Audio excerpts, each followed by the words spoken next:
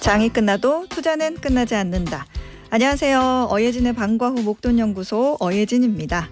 7월 18일 금요일 오늘 코스피는 소폭 약세 마감했습니다. 4포인트 떨어지며 3,180선으로 내려왔고요. 코스닥은 2포인트 올라 강보합 마감하며 820에 장을 마쳤습니다. 어젯밤 미국 의회에서 스테이블 코인에 대한 규제 틀을 만드는 지니어스 법안이 통과됐습니다. 하원까지 모두요.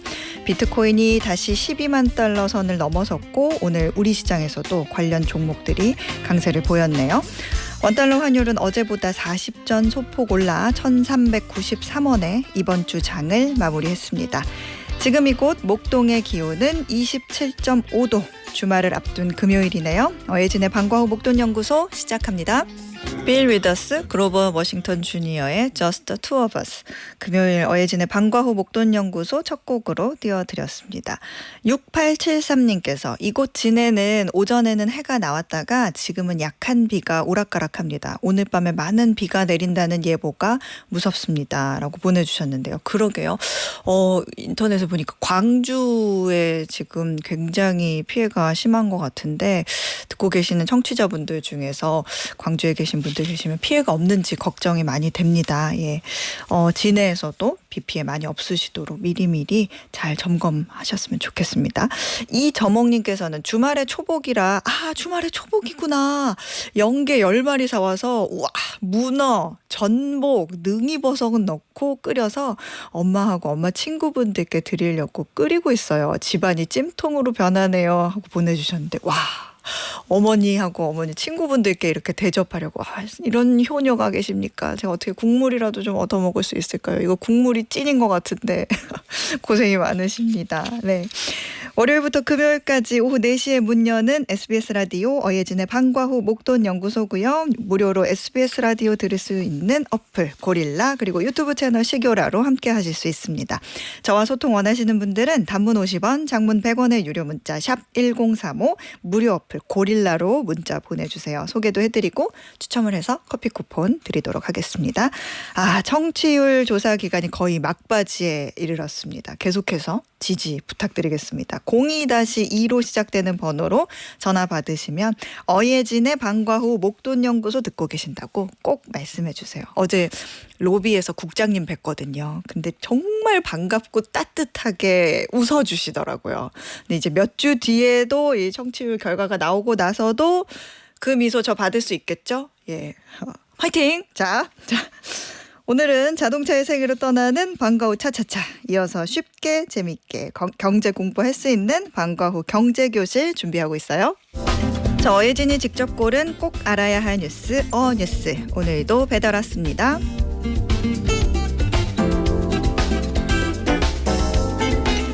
요즘 에어컨 키면 몇 도로 맞추세요? 20도 아래로 맞추는 분 계신가요? 세계 인구 1위 국가 인도에서는 이제 불가능한 일이 됩니다. 하다 나라에서 에어컨 온도 설정까지 제한하는 상황이 온 건데요. 인도 정부는 앞으로 판매되는 에어컨의 최저 설정 온도를 20도 아래로는 못 내리도록 만드는 냉방 온도 표준화 방안을 추진 중입니다. 인도에 이미 설치된 에어컨들은 대부분 16도에서 17도까지 온도를 낮출 수 있지만 계속된 폭염으로 전력 부족이 이어지고 있는데요. 인도 정부는 에어컨 온도를 1도만 높여도 전력 소비가 약 6% 줄어든다고 보고 있습니다. 인도에서 가장 더운 기간인 지난 4월부터 6월 사이 일부 지역에서는 전력 공급이 끊기는 사태도 있었습니다. 작년에는 하루 최대 전력 사용량이 250기가와트를 넘어서기도 했죠. 이 정도면 대한민국 전체가 동시에 2-3일 연속으로 에어컨을 풀 가동하는 것과 같은 양입니다. 걱정되는 건 인도는 전체 전력의 70% 이상을 석탄 같은 화석 연료에 의존하고 있다는 겁니다. 이런 가운데 정부의 정책을 두고 20도 이상은 어림도 없다는 불만도 나옵니다. 한때 라자스탄 일부 지역에선 기온이 51도까지 치솟는가 하면 폭염이 한풀 꺾인 지금도 인도 대부분 지역 낮 기온은 여전히 39도에서 40도를 웃돌고 있습니다. 남부 해안 지역은 높은 습도까지 겹쳐 사실상 에어컨 없이는 견디기 힘든 환경입니다. 온도 설정보다 에어컨 효율을 높이는 게 전력난에 더 도움이 된다는 의견도 있습니다. 인도는 도시화와 소득 증가로 매년 약 1,500만 대의 에어컨이 새로 설치되고 있는데요. 정부는 이와 별도로 전력 소비를 줄이기 위해 기존에 설치된 약 5천만 대의 노후 에어컨을 고효율 제품으로 교체를 유도하는 방안을 검토 중입니다. 사람들이 구형 에어컨을 폐기하고 새 제품으로 바꾸면 보조금을 주는 방식이죠. 폭염을 막을 순 없지만 전력난만큼은 정부가 조절할 수 있다고 판단한 인도. 국가가 에어컨 온도를 통제했을 때 어떤 결과로 이어질지 관심 있게 지켜봐야겠습니다. 이상 뉴스였습니다.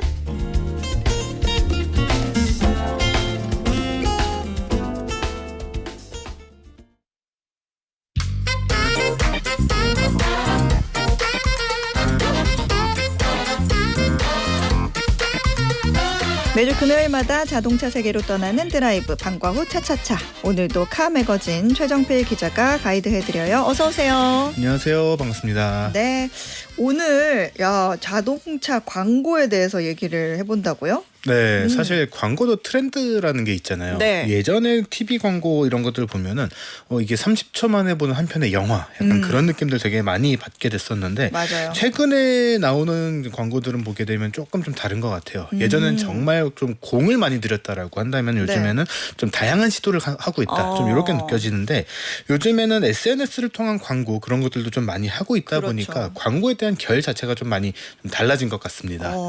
광고가 정말 재밌는 분야잖아요. 제가 사실 대학 시절에 광고를 전공했어가지고 직접 만들기도 했었고 그러면서 광고의 매력에 아주 푹 빠졌었는데 이 자동차 광고라는 게 어쩌면 이 광고라는 거를 가장 잘 활용하고 효과도 굉장히 많이 보는 산업 중에 하나이죠. 성능보다는 뭔가 브랜드 이미지에 주력하는 그런 것들이 많은데 제가 기억에 남는 자동차 광고를 하나 말씀드려도 될까요? 네. 이게 그 예전 2019년 광고인데 그 메르세데스 벤츠의 CEO 중에서 디터 제테라고 되게 오래 재임한 CEO가 있었어요. 근데 그 디터 제테가 은퇴하는 그 모습을 네네. 광고 화면에서 보여줘요. 그래서 직원들하고 악수도 하고 사진도 찍고 막 정말 뭉클한 배웅의 모습을 보여주면서 이제 S클래스를 타고 집에 오죠. 그럼 이제 S클래스는 회사 차잖아요. 네. 그러니까 이제 디터 제테를 덩그러니 세워놓고 가요.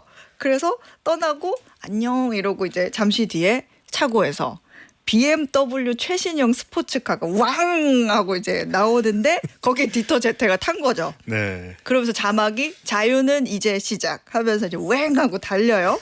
근데 마지막 화면에 뭐 자막으로 뭐라고 써 있었냐면 땡큐 디터 제테. 오랜 세월 동안 영감을 준 경쟁에 감사합니다라고 띄워졌는데 이게 BMW의 광고였어요. BMW의 광고여서 오랫동안 그렇게 경쟁했던 거에 고맙다 하면서 어떻게 보면 이렇게 재밌게 만든 건데 사람들이 이 사람 메달 줘라 이런 댓글이 굉장히 많았죠. 그 정도로 자동차 광고하면 정말 재밌는 게 많아요. 그죠? 사실 말씀하셨던 그 광고 같은 경우에는 독일에서 BMW하고 벤츠가 굉장히 오랫동안 경쟁 맞아요. 관계에 있었다 보니까 BMW가 어떻게 보면은 존경심을 담아서 헌사를 했다 이렇게 좀 볼 수가 있는 건데 그때 당시만 하더라도 그렇게 경쟁 구도도 굉장히 많았다 보니까 맞아요. 그런 경쟁 구도를 강조한 광고도 많았었고 또 그런 것들을 일부러 더 활용을 한 그런 참신한 광고들도 좀 많이 있었습니다. 거기에다가 요즘에는 이제 TV뿐만 아니라 이제 SNS라든가 다양한 것들이 많다 보니까 여러 광고 채널들을 같이 봐야지 연결이 되는 광고가 있다던가 그런 것들도 좀 많이 있거든요. 네. 사실 자동차라는 게 굉장히 좀 무거운 소재잖아요. 그러다 보니까 재산의 측면에서도 그렇고 사용되는 소재 측면에 대해서도 그렇고 다양한 공업 분야가 좀 엮여 있는데 그런 것들을 소비자가 살 수 있도록 해야 되다 보니까 자동차 광고도 굉장히 많은 노력을 하고 있다고 좀 볼 수가 있는 거죠. 그렇죠. 이제 무겁다 보니까 좀 희화화한 것도 네. 있고 2023년인가 기아차 슈퍼볼 광고에서 네. 애기 쪽쪽이 갖고 왔어 여보 했는데 안 갖고 온 거죠. 애 울고 쪽쪽이 하면서 이제 쪽쪽이 찾아서 온 국민들이 응원을 해주고 길 다 비켜주면서 쪽쪽이 가져왔는데 여보 우리 애 파란색 쪽쪽이만 매 이렇게 빨아 이래가지고 다시 찾으러 가는 네. 그런 광고도 있었는데 해외에도 그렇고 재밌는 광고 정말 많은데 몇 가지 소개해보죠. 최 기자님이 꼽는 가장 참신했던 광고 뭐예요? 사실 그 쪽쪽이 광고도 그렇고 네. 이제 우리나라에서 했던 광고 중에 하나는 이제 싱싱이 광고거든요. 싱싱이? 이제 현대차도 그렇고 이제 가족들을 좀 자극을 했던 그런 기억나요? 광고들도 굉장히 많이 있었습니다. 네. 근데 저 같은 경우에는 물론 다른 분야도 좀 마찬가지긴 하지만 제가 꼽고 싶은 가장 재밌었던 광고는 사실 만우절 광고거든요. 네. 사실 만우절 광고가 좀 어떻게 보면 광고업계에서는 약간 축제 같은 겁니다. 평소에 하지 못했던 개그 코드를 마음껏 발산할 수도 있고 또 그러면서도 선을 넘지 않아야 되는 좀 그런 재치 있게 풀어내야 되는 것들이 좀 있거든요. 네. 그러다 보니까 잘하면은 성공이고 실패하면은 완전히 좀 크게 좀 혼이 나게 되는 그런 좀 광고 이슈라고 좀 볼 수가 있습니다. 근데 자동차 기업들도 이런 만우절 광고에 조금 진심이거든요. 네. 딱히 잘못했던 거는 아니기는 한데 특히 이제 자동차 소비자들이라든가 주주들로부터 좀 크게 혼났던 기업이 하나가 있습니다. 바로 독일의 폭스바겐인데 이게 2021년도의 광고였거든요. 네. 만우절을 며칠 앞두고 회사 이름을 우리는 앞으로 폭스바겐이 아니라 전기차를 만드는 볼츠바겐입니다라고 이제 광고를 내세웠던 거예요. 근데 그렇게 하고서 보니까 이제 뭔가 좀 시기가 안 맞는 거죠. 네. 만우절 장난이라고 하기에는 너무 빨리 나왔고 그렇다고 진심인가라고 하기에는 그동안에 폭스바겐이 보여줬던 것들이 전기차하고 약간의 거리가 있었기 때문이에요. 그러다 보니까 이게 진짜일까 가짜일까 이러고 있었는데 보도자료가 며칠 뒤에 삭제가 됐습니다. 네. 그러다 보니까 요거 진짠가 이런 혼란들이 더 가중되게 됐던 거죠. 근데 사실 폭스바겐은 이제 브랜드 이름 자체가 많이들 아시겠지만 네. 독일어로 사람을 뜻하는 폭스 그리고 자동차를 뜻하는 바겐 두 가지가 합쳐져서 대중의 자동차라는 이런 이름을 갖고 있는 건데 요 이름 자체를 바꾼다라는 거는 어떻게 보면은 근간이 흔들릴 수도 있는 거다 보니까 너네 이거 어떻게 된 건지 좀 해명을 해라라는 그런 요구가 좀 빗발쳤어요. 그런데 문제는 폭스바겐이 말을 아무것도 안 했던 거죠. 아, 그렇군요.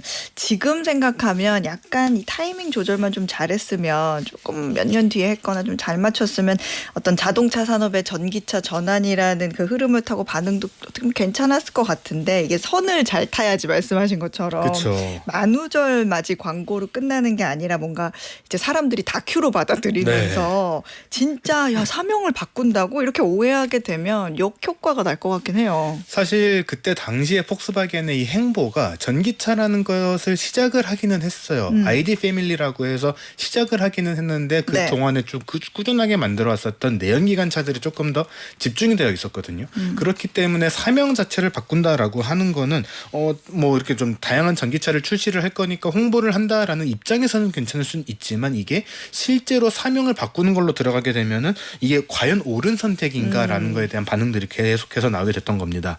무엇보다 이게 실수 같은데 아무런 설명 없이 자료가 내려가 버리니까 그러면 이거는 뭐라고 받아들여야 되는 거지라는 그러니까. 그런 소비자들의 이런 좀 불만들이 굉장히 좀 폭발하게 된 거였어요. 네. 그러다 보니까 전기차 전환을 빠르게 하겠다라는 그런 움직임이라면은 주주 입장에서는 괜찮아 이런 반응도 나오게 되면서 주가 자체는 당시에 12%가 폭등을 하게 됐거든요. 네. 근데 문제는 이제 야. 주가가 이만큼 갑자기 오르게 되면은 아이고. 감독하는 곳에서는 너네 뭐 장난했니? 일이 장난을 좀 커졌네. 심하게 친 것 같아 이런 좀 반응이 나올 수밖에 없거든요. 네. 그러다 보니까 이 광고 때문에 미국 증권거래위원회로부터 너네 주가를 좀 왜곡한 것 같아라고 하면서 조사가 들어오게 됐습니다. 그렇군요. 이쯤 되면은 뭐 폭스바겐에서 좀 해명을 해야 됐을 것 같은데. 네, 해명을 하기는 했는데 네. 타이밍이 좀 많이 늦었었죠. 그러다 보니까 약 한 달이 지난 시점에서 우리가 사실은 만우절 장난으로 이런 것들을 준비를 했었던 건데 선을 넘었다면은 유감이네 미안해요라고 이제 좀 약간 성의 없이 저기 사과를 하게 되면서 굉장히 좀 비판을 많이 받게 됐습니다. 근데 다르게 생각을 하면은 지금까지도 두고두고 좀 회자가 되지 않을까 이렇게 보인다는 측면에서 보면은 어떤 의미로는 또 성공하지 않았나? 노이즈 좀 그렇게 마케팅이요? 생각이 되기는 해요. 반대로 조금 이제 좋은 효과를 얻었거나 뭔가 이제 감동, 자동차는 또 이런 가족에 대한 얘기도 하고 감동을 많이 주잖아요. 그쵸. 그런 광고 중에서 좀 우리가 얘기해 볼 만한 게 있을까요? 이왕이면 우리나라 기업 광고면 제일 좋고요. 그렇죠. 우리나라 광고 중에서 이제 미국을 타겟으로 했었던 광고가 아무래도 좀 말씀을 드려야 될 것 같은데 네. 우리나라의 제네시스가 10년 전에 미국으로 막 진출을 하기 시작을 했을 때 네. 당시 당시 제네시스의 이미지가 그렇게 좋지는 않았었습니다. 요거를 좀 깨고 싶어서 기획을 했었던 광고였거든요. 당시에 제네시스의 이제 메인 모델이었던 G80의 2세대 모델을 이제 막 미국에다 출시를 하면서 네. 만들었던 광고입니다. 요 2세대 G80 모델로 사막 호수 위에다가 굉장히 거대한 그림을 그리게 된 건데 이 그림에 대한 사연이 또 있습니다. 그림을 그린 사람은 굉장히 어린 딸아이고요. 네. 이 딸아이의 아버지가 우주정거장에서 근무를 하고 있었어요. 그래서 딸이 아버지에게 보내는 그 메시지를 요 차로 만들어 보자라고 해서 시작이 됐었던 그런 이벤트였습니다. 당시에 이제 프리미엄 시장으로 좀 진출하려고 했었던 건데 네. 기술력도 그렇고 당시에는 제네시스 자체가 신생 브랜드다 보니까 어떻게 보면 여러 가지를 좀 동시에 좀 건드릴 필요가 있었던 그런 타이밍이었어요. 그러다 보니까 이제 여러 가지를 좀 시도를 하게 된 건데 당시에 이 G80의 타이어만 좀 특수한 타이어로 바꾸고 네. 순정의 상태 그대로 사막 호수 위를 달려서 그 딸아이가 그렸던 그림을 그대로 확대를 한 그런 그림을 그렸던 그런 이벤트를 좀 광고로 만들었던 겁니다. 이 광고는 10년이 지난 지금까지도 기록이 하나가 유지가 되고 있는데 네. 자동차로 만든 가장 큰 타이어 트랙 이미지라는 타이틀을 갖고 있어요. 그래서 이 딸아이의 이름이 스테판이었는데 스테판 loves you라는 그 메시지를 우주로 보낸 그런 광고였습니다. 그렇군요. 그래도 이게 좀 굉장히 감동적이고 와, 이런 사람들 마음을 좀 울리는 광고였을 것 같기는 한데 광고에도 이제 여러 가지 이제 전략이 있는데 이제 과유불급이라고 해서 네. 너무 많은 그러니까 우리 제품 좋은 건 알겠는데 그래도 타겟도 정확하게 정하고 뭔가 보여주려는 것도 딱 전하려는 메시지가 명확해야 되잖아요. 그래서 여러 가지를 담으면 오히려 성공하지 못하는 네. 역효과가 나는 그런 점이 있죠. 그래서 현대차도 좀 고민이 많았었던 것 같은데 네. 바로 1년 뒤에 조금 더 대규모의 그리고 또 어떻게 보면은 굉장히 도전적인 광고를 하나를 만들었습니다. 사실 우리가 10년 전에 어떤 기술들이 나왔는지를 보시게 되면은 이제 에이다스라고 하는 것들 자율주행과 관련되어 있는 기술들이 양산차에 적용이 되기 시작을 했었습니다.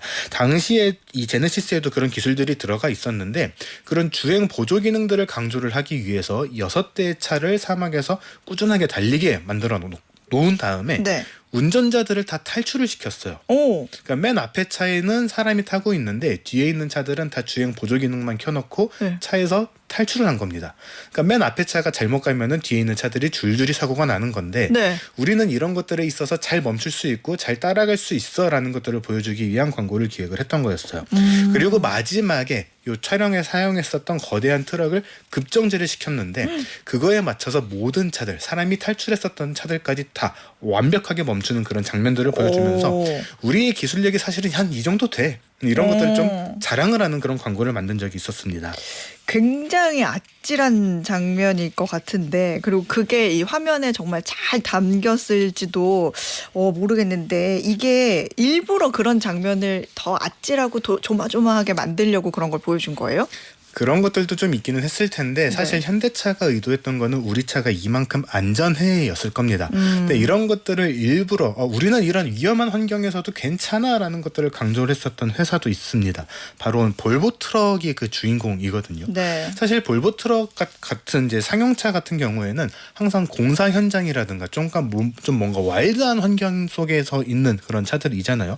그러다 보니까 이 차에서는 모든 것들이 좀 야생적입니다. 어느 정도였냐면은 이 광고를 하나를 말씀을 드릴게요. 네. 굉장히 커다란 이 크레인에다가 이제 우리가 흔히 덤프 트럭이라고 하는 차를 거꾸로 매달았어요. 그 상태에서 그 위에 이 회사의 회장님이 올라갔습니다. 회장님이 거기서 하신 말씀이 이 차가 끌 수 있는 견인력은 최대 몇십 톤입니다. 그리고 제가 들고 있는 게 그거죠. 그래서 저는 저를 믿고 이 차 위에 올라가 있습니다라고 이야기를 하는 그런 광고도 있었고요. 엔지니어를 땅속에다 파묻었습니다.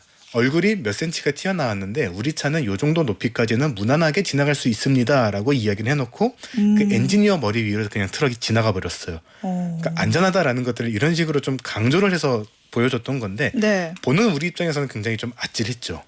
그런 것들을 좀 시도를 하는 그런 광고들도 있었다. 이렇게 설명을 드릴 수 있을 것 같습니다. 그렇군요.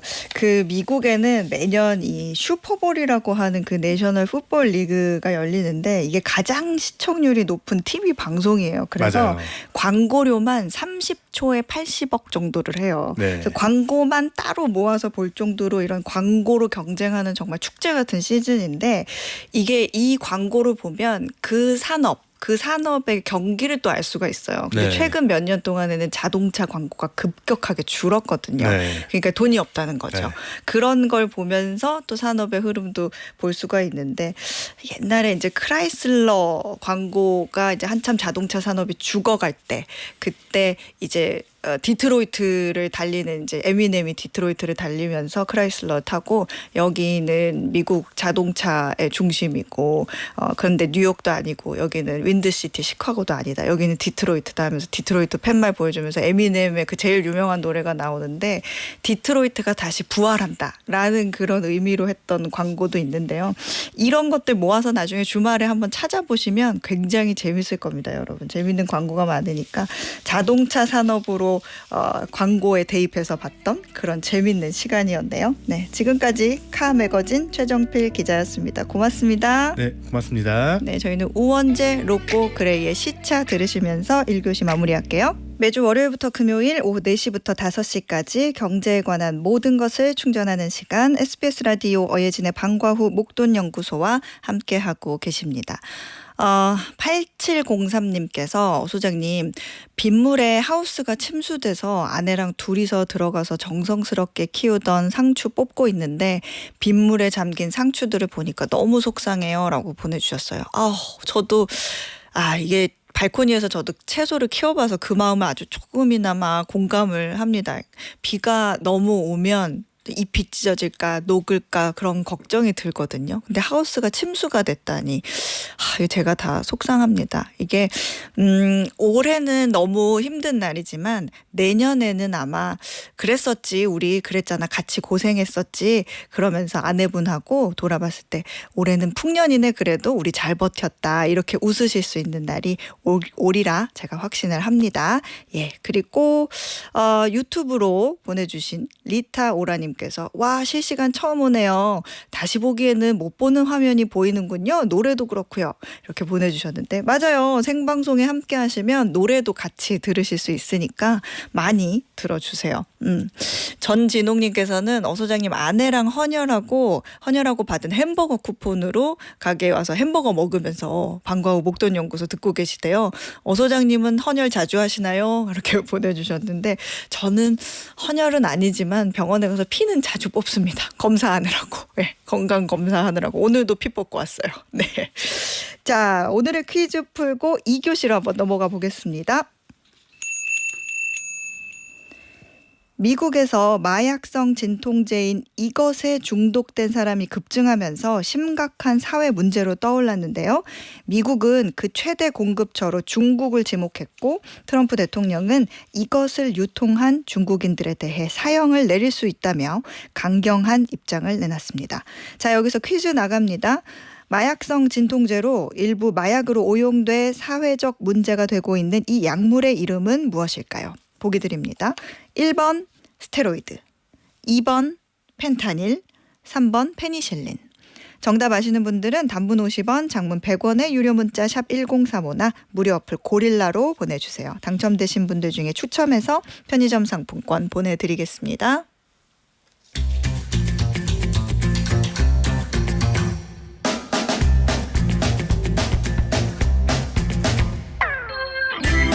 경제 용어부터 투자법까지 실생활에 꼭 필요한 경제를 배우는 방과후 경제교실. 오늘도 김나영 선생님이 알려드립니다. 어서 오세요. 네, 안녕하세요. 네, 오늘의 주제는 뭔가요? 오늘도 행동경제학 3탄입니다. 네. 소비를 유혹하는 마케팅과 관련한 행동경제학 얘기인데요. 네. 가장 먼저 보유효과입니다. 보유효과. 네. 보유효과라는 게 정확히 어떤 거예요? 보유효과는요. 네. 내 거다 싶으면 더 소중하게 느끼는 겁니다. 그렇군요. 제가 강의하러 가가지고요. 이렇게 핸드크림하고 립밤하고 선물로 무작위로 나눠드린 적이 있어요. 네. 그러니까 강의 전에 나눠드리고요. 바꾸고 싶으시면 바꿔도 된다고 말씀드렸거든요. 그래서 바꾸고 싶으신 분 물어봤더니 한 10분 계셨거든요. 네.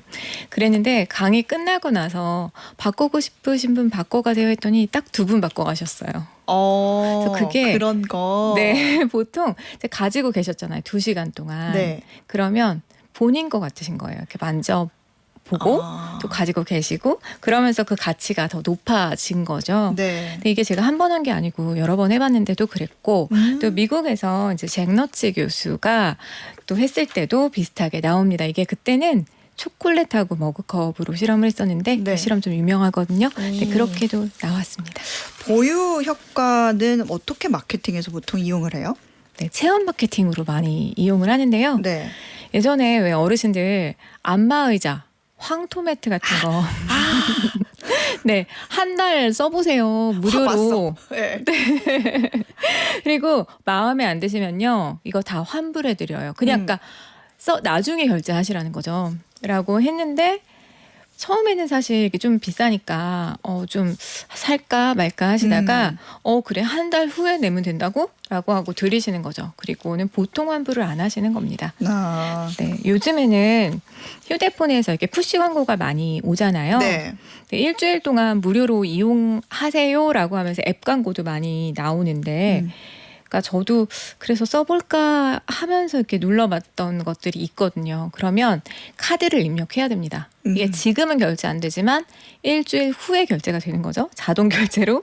특히 외국 앱들이 그런 게 많은데요. 네. 그러니까 지난번에 제가 조세영 변호사님 나오신 걸 네네네. 봤어요. 그때 이제 우리나라 앱들 같은 경우에는 이거 이제 문제가 좀 있다 해가지고 다시 확인하는 절차를 이제 거치게 될 거다라는 거를 들었었는데 외국 앱들은 아직 그렇지 않고 이렇게 어쨌든 쓰도록 발을 들이게 하는 거죠. 아. 발을 들여서 쓰게 하면은 왠지 내 것 같고 쓰다 보면 해지를 잘 안 하게 되잖아요. 네. 그러니까 저도 왜 요즘에 핸드폰에 사진 찍을 때 필터 쓰잖아요. 네네네. 많이.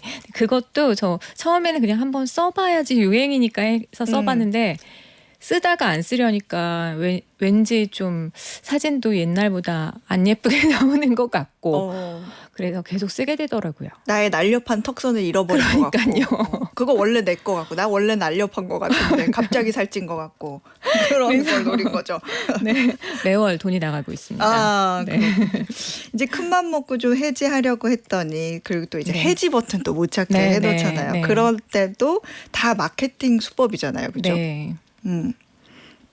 맞아요. 이게 실제로 제가 얼마 전에 오디오북 일주일 무료로 이용을 했었거든요. 네. 그것도 제가 송민규 MD님 소개해 주셨던 첫 여름 완주. 그게 원래 오디오북으로 나왔었던 거라고 네. 그때 들어가지고 좋더라고요. 그래서 그거 이용해 보려고 오디오북을 구독을 했어요. 그랬는데 딱 하고서는 알람을 해놓고 해지해야지라고 딱 찾는데 해지 버튼 찾는 데가 잘 안 보이는 거예요. 그래서 결국은 회원 탈퇴를 눌렀어요. 그랬더니 해지할 수 있는 게 딱 보이게 나오더라고요. 그래서 해지를 누르니까 세상에 3개월 50% 할인해 드립니다. 쿠폰이 나오는 거예요. 그래서 또 망설였죠. 기가 얇으시네. 근데 제가 아무래도 네. 오디오북보다는 저는 이제 종이책을 좋아하다 보니까 네. 그래서 아무래도 안 쓸 것 같다라고 해가지고 이제 해지를 하기는 했어요. 그렇군요. 이렇게 50% 할인을 딱 띄워줄 때 저 망설였잖아요. 그쵸. 사람의 마음을 흔들리게 하는. 네, 그게 이제 원래 가격보다 떨어지면은 이게 앵커링을 이용한 거거든요. 앵커링. 네네. 그러니까 앵커라는 게 이 배에 닻을 뜻하는 거니까 이제 배에서 닷 내리듯이 일단 한번 기준을 잡아주는 거. 그러니까 처음에 제시된 정보를 기준으로 잡게 해서 그 안에서 네. 판단을 하게끔 만드는 그런 거죠. 네네, 네. 그렇죠. 원래 가격을 일부러 좀 높게 잡아가지고 비싼 거라고 닻을 내려버리는 겁니다. 그래 놓고 세일을 하는 거죠. 아. 제가 오디오북 해지하려니까 50%딱 뜨니까 왠지 좀 이익 보는 느낌이 나서 네. 혹했었거든요. 온라인 쇼핑을 할 때도 보면은 5만 원 채우면은 무료 배송 해가지고 막 채워요. 그런 것도 있고. 그러니까 채우는데 채웠더니 또 8만 원 이상이면 6천 원 할인 쿠폰. 막 이런 식으로 나오는 거예요.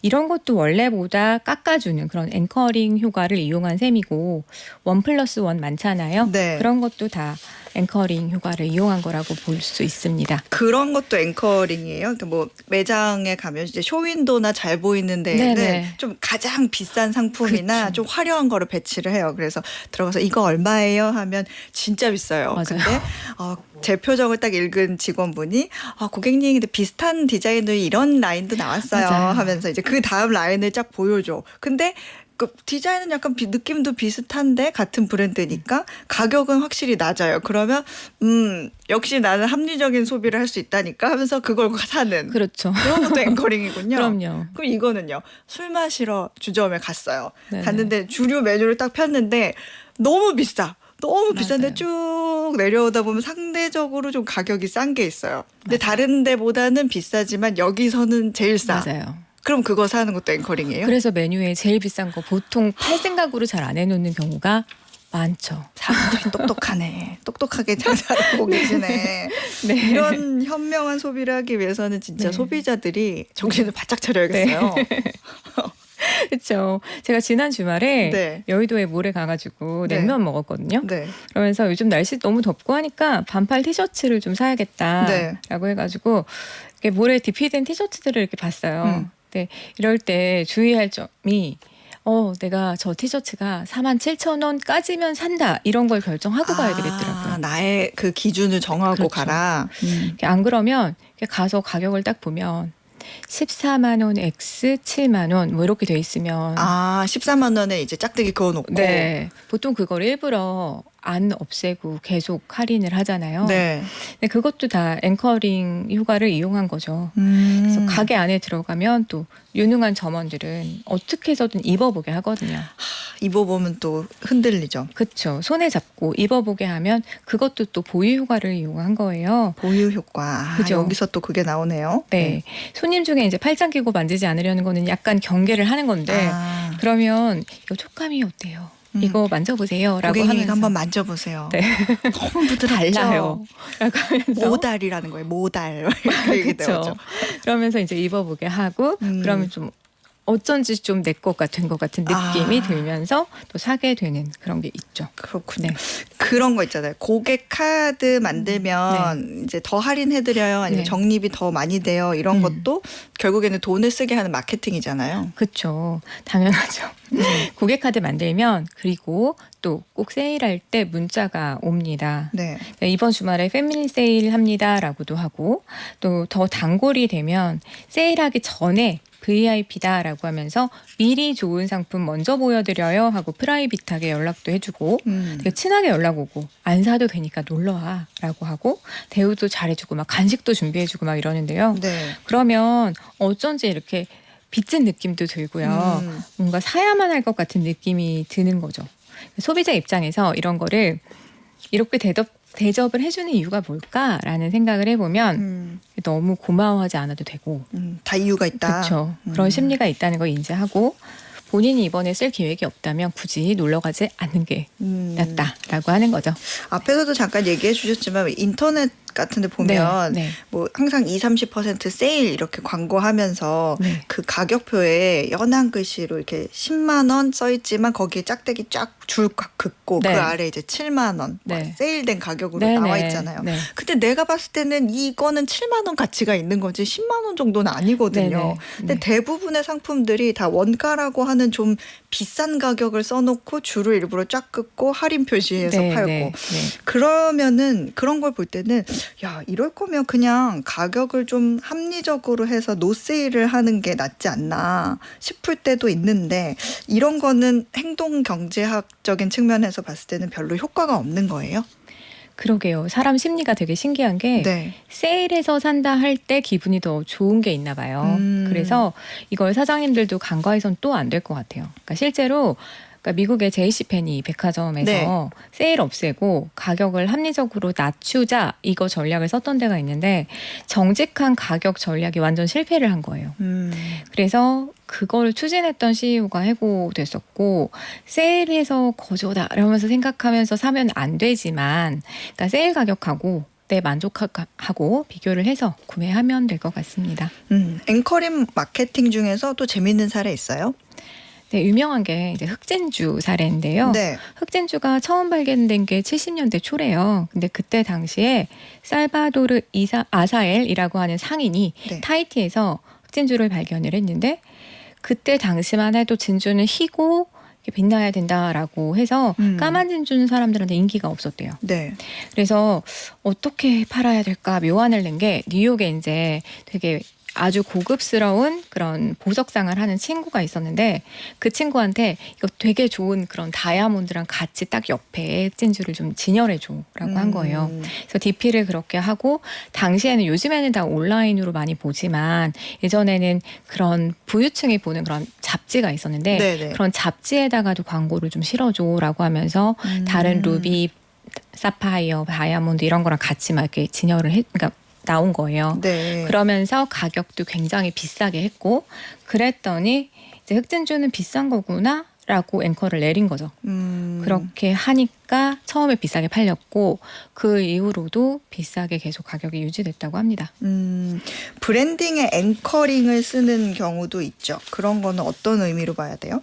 이게 고급 브랜드다라고 닻을 내리는 겁니다. 네. 그래서 다이아몬드를 속옷에다가 이렇게 박아놓는 그런 브랜드도 있었거든요. 어머나. 네. 그러니까 지금 아까 그 말씀해주셨던 것처럼 네. 그 쇼윈도에 되게 비싼 거를 이렇게 진열하는 게 있었다고 했잖아요. 그거랑 비슷한 거예요. 그러니까 그거를 사실 다이아몬드 박은 속옷을 입을 사람 별로 없을 거고 이걸 팔고자 하는 건 아니었던 것 같아요. 근데 그러면 여기 되게 고급스러운 브랜드구나가 됐는데 여기에서 다른 거는 좀 가격이 상대적으로 싸게 느껴지고 네, 그래서 다른 게 잘 팔리는 거죠. 아, 그렇군요. 네. 이런 보유 효과나 앵커링에 관해서 네. 이야기들이 참 많은데 네. 보유 효과나 앵커링 관련해서 우리가 생활 네. 속에 좀 합리적인 선택을 하기 위해서 선생님이 좀 팁 하나를 주신다고 하면 뭐가 있을까요? 그러니까 스스로 기준을 네. 정해야 될 것 같고요. 네. 또 제가 생각하는 거는 필요 없어진 물건 좀 처분을 하셔라 말씀드리고 싶어요. 그러니까 중고로 파셔도 괜찮고 기부하셔도 괜찮고 하는데 네. 그러니까 구두나 옷들 비싼 거면은 오히려 지금 안 입고 필요도 없는데 가지고 있는 경우 되게 많거든요. 맞아요. 아깝다. 네. 이거 얼마 주고 샀는데. 그게 이제 앵커링과 관련되어 있는 거고 또 이게 그런 추억하고 막 이렇게 연결이 돼가지고 더 가치를 크게 느낀다면 그게 또 보유 효과인 거거든요. 네. 그래서 근데 그게요 자리를 꽤 차지하고 있어요. 그래서 그 비용을 줄이는 게 낫다 해서 처분을 과감하게 하는 게 나은 거죠. 그렇군요. 네. 이게 그 중고 마켓 네. 같은데 보잖아요. 네. 그러면 이 보유 효과에 완전히 이 갇히셔가지고 그 시장 가격보다 굉장히 높게 올려놓은 분들이 있어요. 그럼 잘 안 팔리거든요. 네. 이게 맞는 거죠? 제가 생각하기에 네, 보유 그럼요. 효과와 네. 관련이 있는 거죠. 네네. 그러니까 팔려는 사람한테는 너무 소중해가지고 가격을 높게 매겨요. 내가 이걸 얼마 주고 샀는데 그쵸. 아니면 이게 얼마나 유용한데. 그렇죠. 그럼, 나한테 너무 소중하니까. 그런데 이제 보는 사람 입장에서 저거를 왜 돈 주고 사?라고 되는 경우도 있고. 그래서 가능한 객관적인 입장에서 나라면 얼마면 살까? 를 생각해서 과감히 가격을 조정할 필요가 있는 거죠. 냉정하게 이제 시장 가격을 봐야 된다. 네네. 마지막으로 이 오늘 배운 보유 효과 이거에 대해서 한 번 더 우리가 정리를 해볼까요? 네. 우선은 내 손에 들어오면 내 거 같아지는 네. 그러면 가치를 더 높게 평가하는 보유 효과가 있는데 그러면 이게 있다라는 거를 또 생각하고요. 네. 또 처음에 매겨지는 가격이 기준으로 되는 그런 앵커링도 있고 둘을 결합한 마케팅도 정말 많으니까요. 네. 자신만의 명확한 기준을 가지고 현명하게 소비했으면 좋겠다 이런 말씀드리면서 마무리하겠습니다. 네, 저 사실 오늘 타이밍이 정말 최고였던 게 최근에 화장품 샘플을 받아와가지고 네. 그 작은 거 말고 병으로 준 거 있잖아요. 네네, 그걸 네. 열심히 썼거든요. 근데 저는 그거 샘플에는 뭔가 더 넣는 것 같아. 왜 샘플만 쓰면은 기존 내 거보다 훨씬 더 효과가 좋은지 모르겠어요. 피부가 더 좋아지는 것 같고. 그래서 이제 그거 다 써가서 이 상품 사러 가야겠다. 네네. 라고 했는데 이게 왠지 내가 이거 쭉 써왔던 것 같은 네네네. 이것도 보유 효과라고 해야 되나요? 자기 양떼 효과라고 또 있어요. 그게. 자기 양떼 효과예요, 이거? 그러니까 그게 내가 계속 이렇게 해왔던 것대로 계속 아. 유지하려고 하는 게 또 있습니다. 네. 아, 그렇군요. 네. 내가 원래 쓰던 내 거 같더라고요. 맞아요, 나 맞아요. 그냥 거저받은 네, 맞아요. 건데. 네. 그래서 오늘 정말 자기의 명확한 기준을 갖고 현명하게 소비를 해야 된다. 이런 마케팅에 흔들리지 말자. 이거를 선생님께 다시 한번 배웠습니다. 지금까지 김나영 선생님이었습니다. 고맙습니다. 네, 고맙습니다. 네. 네, 퀴즈 정답 확인해 보겠습니다. 오늘 퀴즈에서는 강력한 중독성으로 미국에서 사회 문제가 되고 있는 마약성 진통제의 이름을 여쭤봤는데요. 정답은 2번 펜타닐이었습니다. 정답 보내주신 분들 가운데 오늘 편의점 상품권 받으실 3분은요. 7754님, 3066님, 3570님이에요. 3066님은요, 천안 출장길에 직원 3명 부장님과 함께 가고 있는데 부장님이 라디오 켜는 거 정말 싫어하시는데 유일하게 어박목은 좋아하신대요. 그래서 덕분에 모두 함께 듣고 있다고 청취율 1위 응원한다고 해주셨어요. 부장님 최고! 네. 그리고 정계헌님께서요. 지식과 상식을 이렇게 재미있게 배울 수 있다는 게 너무 신기하네요. 소장님 혹시 전공이 개그예요? 중간중간 애드립 너무 웃겨요. 분명 대본은 아닌 것 같은데 라고 해주셨거든요. 경제계에 빼앗긴 이 개그 인재라고나 할까? 예, 그렇습니다. 제 어렸을 때 장래 희망이 개그우먼이었어요. 네. 앞으로도 재밌게 더 해드릴게요. 자, 어예진의 방과 후 목돈연구소 오늘 끝곡은요. 엘튼 존의 로켓맨으로 인사드리겠습니다. 다음 주 월요일 오후 4시에도 어김없이 여기 어예진의 방과 후 목돈연구소에서 여러분 기다리고 있을게요. 즐거운 주말 보내세요. And I'm gonna be high.